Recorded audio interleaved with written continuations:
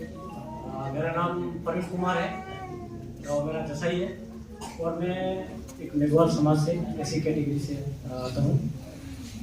और मैं प्रभु का धन्यवाद करता हूँ कि जैसे अभी अनिल जी सर ने बताया, वो एक एग्रीकल्चर टीचर है और वैसे ही मैं भी एक केंद्रीय कर्मचारी हूँ। और मैं प्रभु का धन्यवाद करता हूँ कि प्रभु ने मुझे यहाँ से खड़ा किया। मैं जिस जगह से आया हूँ उसमें से कई हमारे भाई लोग यहाँ से हैं जो मेघवाल समाज से हैं। तो मैं यही कहूँगा उनसे कि मेरा जो जीवन था पहले, वो जैसे माता ने भी बताया उससे मिलता जुलता है सबसे। लेकिन सबसे बड़ी बात मेरे जीवन में ये है कि मैं जो एक ऐसा काम करता था जिसको मेरे माँ बाप, मेरे माता पिता ने भी बहुत प्रयास किया मुझे सुधारने के लिए, लेकिन वो कार्य मेरे माता पिता मुझे सुधार नहीं पाए। एक ऐसा कार्य जो हम मतलब आज संसार में देखते हैं कि कोई भी गंदा काम करना, जैसे मैंने कुछ उठा के जेब में डाल दी, इसको हम बोलते हैं चोरी या झूठ या पाप। लेकिन मैं उससे बड़ा काम कर रहा था जो गंदा काम, जिसको आप समझ सकते हैं, जिसको पाप बोलते हैं। माता पिता यदि इस बात को सुनते हैं तो माता पिता नाराज हो जाते हैं कि मेरा बेटा गंदे काम में चला गया, या ये बच्चा अभी बड़ा हो रहा है, जवानी में कहीं गलत रास्ते भटक रहा है। तो मैं आज आपके सामने यही कहना चाहूंगा, खास करके मेरा ऐसा गंदा काम था कि मैं वो कार्य गंदा काम करता था, लेकिन वो मेरे माता पिता, मेरे पड़ोसी, मेरे भाई, अलग अलग लोग मुझे उठा कर समझा रहे थे बेटा वो काम तुझे नहीं करना, लेकिन मैं नहीं कर पा रहा था। मैं प्रयास तो करता था लेकिन अपने आप को उस पाप से छुड़ा नहीं सकता। लेकिन एक भाई ने मुझे पास में आके, जैसे आज आप क्रिसमस पे आज इकट्ठे हुए, वैसे ही किसी भाई ने मुझे आकर बोला, भैया एक बार आप चर्च में चले, आप एक बार देखिए। तो फिर मैंने उसको तो पहले तो मजाक किया, मैं उसको बोलता यार ये तो पागल हो गए, ये कौन है आदमी और पढ़ा लिखा गवर्नमेंट कर्मचारी होकर मुझे बोल रहा है कि आप चर्च में चलते, तो सही प्रोफेसर है। इसलिए मैं चर्च से बहुत दूर था और ईसाई लोगों से भी बहुत नफरत करता था। और हमारे यहाँ पाकिस्तान में जो पास्टर है वो राजपूत समाज से, राजपूत परिवार से है। मैं भी सोचता था ये हो सकता है ये कोई चर्च में कोई होगा राजपूतों के हिसाब से कुछ चलाने वाला, लेकिन यहाँ आके देखा मैंने तो बिल्कुल अलग। और उससे बड़ी गवाही ये है कि मेरी पत्नी 4 साल से बीमार थी, वो 4 साल से चारपाई पे थी, कोई काम नहीं कर पा रही थी। उसकी वजह से मेरे परिवार में झगड़े होते थे। और जैसे मैं चर्च में आया, हमारे लिए प्रार्थना हुई और प्रभु ने उसे चंगाई दी और मेरी पत्नी विश्वास में आई, मेरी पत्नी ने विश्वास किया। उसके बाद प्रभु ने मेरे जीवन में यह कार्य किया कि मेरा जो हृदय बदला पाप करने का, यानी कि आप थोड़ी देर के लिए किसी को कैद कर सकते हैं तो वो पाप नहीं कर सकता, लेकिन उसके विचारों से, उसके हृदय से पाप निकालना, गलती निकालना, जड़ से निकाल के फेंक देना, ये नामुमकिन है। दुनिया में ऐसी कोई ताकत नहीं। लेकिन जब मैंने यीशु मसीह को जाना, उस दिन के बाद से मेरे जीवन में किसी भी प्रकार का कोई पाप नहीं रहा, क्योंकि प्रभु यीशु मसीह ने एक वादा किया है कि जो कोई भी मुझ पर विश्वास करेगा वो नाश नहीं होगा, वो उद्धार पाएगा। जब मैंने यीशु मसीह के बारे में देखा, यीशु मसीह को जाना, उसके प्रेम को जाना, जब सच्चाई को जाना, मैं चर्च में आया, विश्वासियों को देखा। यहाँ बहुत से विश्वासी हमारे भाई है, खंड भाई है, माता जी है, कुंडा भाई है, बहुत से पुराने ऐसे विश्वासी है, पास्टर जी है। मैंने उनको जब उनके जीवन में देखा तो मैं सोच रहा था ये वास्तव में ये ऐसा प्रेम कैसे कर पा रहे हैं।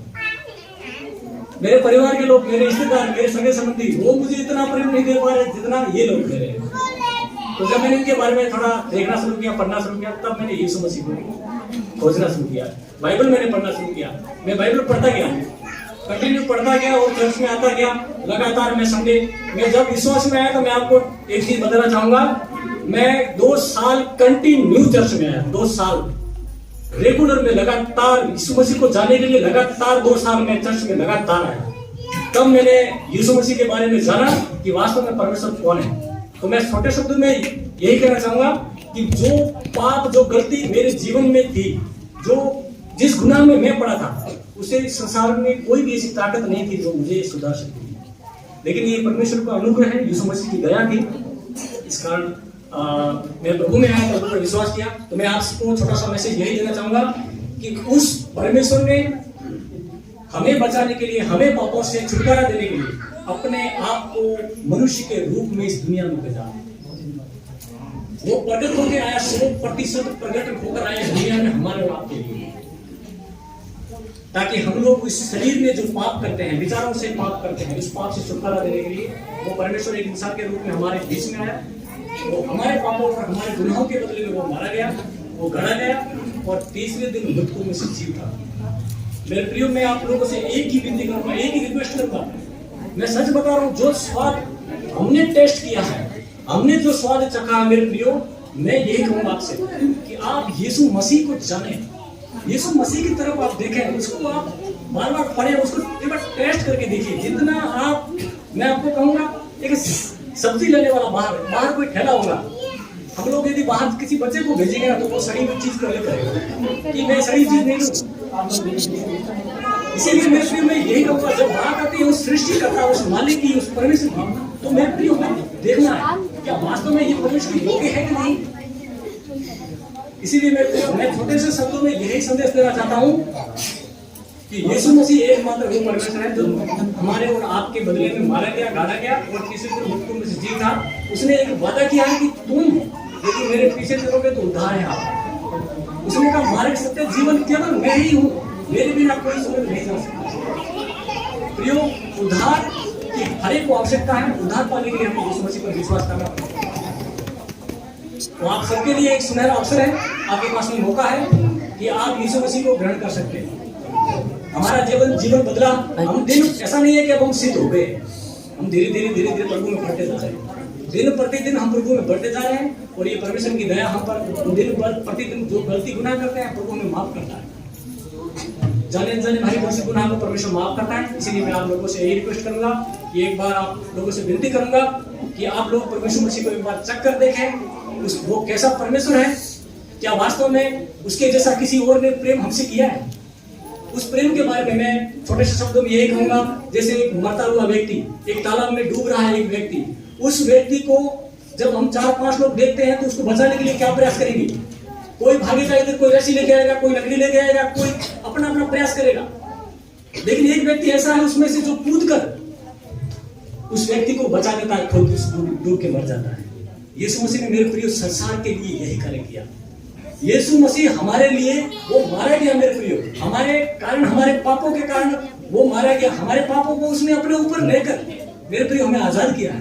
आज आपके और हमारे लिए एक छोटा सा सवाल है कि क्या हम उस प्रेम को जान पा रहे हैं या नहीं। इसीलिए मेरे प्रिय मैं आपसे रिक्वेस्ट करता हूं कि आप यीशु मसीह के उस प्रेम को देखें। वो हमारे लिए मारा गया, वो हमारे लिए, हमारे पापों के कारण, हमारे विचारों में, हमारे कार्यों से, हमारे जीवन से, हमारे बातों से, हमारे सोच से, हमारे हर प्रकार, हमारे जीवन के हर एक एक्टिविटी में मेरे प्रियो जो पाप, जो गलती, जो गुनाह थी, जो शराब, जो बंधन थे हमारे जीवन में, वो उन सारे पापों से, सारे शराबों से आजाद होने के लिए यीशु मसीह हमारे लिए दुनिया में आए थे।